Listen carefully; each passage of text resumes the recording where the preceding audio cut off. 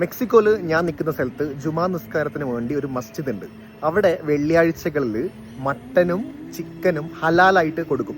ആ ഹലാലായിട്ടുള്ള മട്ടൻ വാങ്ങാൻ വേണ്ടിയിട്ട് വെള്ളിയാഴ്ച ഞാൻ അങ്ങോട്ട് പോവാണ്. ലാറ്റിൻസ് ആയിട്ടുള്ള ഒരു ടിപ്പിക്കൽ ആയിട്ടുള്ള വീട് പോലെ തോന്നിക്കുന്ന ഈ പ്രോപ്പർട്ടിയാണ് ഈ സിറ്റിയിലെ ആകെയുള്ള 500 മുസ്ലിംസ് 5 നേരം നിസ്കരിക്കാൻ വരുന്ന ഏക മുസ്ലിം മോസ്ക്. FYI ലേഡീസിന് ഡെഡിക്കേറ്റഡ് ആയിട്ടുള്ള പ്രയർ റൂമും ഉണ്ട്. ഇറസ്പെക്റ്റീവ് ഓഫ് സെക്ഷൻസ്, അഹമ്മദിയാസ് ആയാലും സൂഫീസ് ആയാലും സുന്നീസ് ആയാലും ഷിയാസ് ആയാലും ദാവൂദീസ് ആയാലും ഇവിടെ തന്നെ വരണം. ഇസ്ലാം എന്ന വേർഡിലെ 5 അക്ഷരങ്ങൾ പോലെ ഇഷ, സുബ, ലൊഹർ, അസർ, മഗ്രിബ് ഈ 5 നിസ്കാരങ്ങൾക്കും ആളുകൾ ഇവിടെ വരും. ലെബനനും സിറിയന്നുള്ള അറബ് ക്രിസ്ത്യൻസ് ആണ് ആദ്യമായിട്ട് ഇങ്ങോട്ട് എമിഗ്രേറ്റ് ചെയ്യുന്നത്. പിന്നീട് മേജർ ആയിട്ടുള്ള ഇസ്ലാം പോപ്പുലേഷൻ ഉണ്ടാവാൻ കാരണം എന്ന് പറയുന്നത് spiritual seeking, social justice values, അതേപോലെ ഇന്റർ കൾച്ചറൽ റിലേഷൻഷിപ്പ് വഴി ഒരുപാട് പേര് കൺവേർഷനിലൂടെ ഇസ്ലാമിലേക്ക് അട്രാക്റ്റ് ആയി.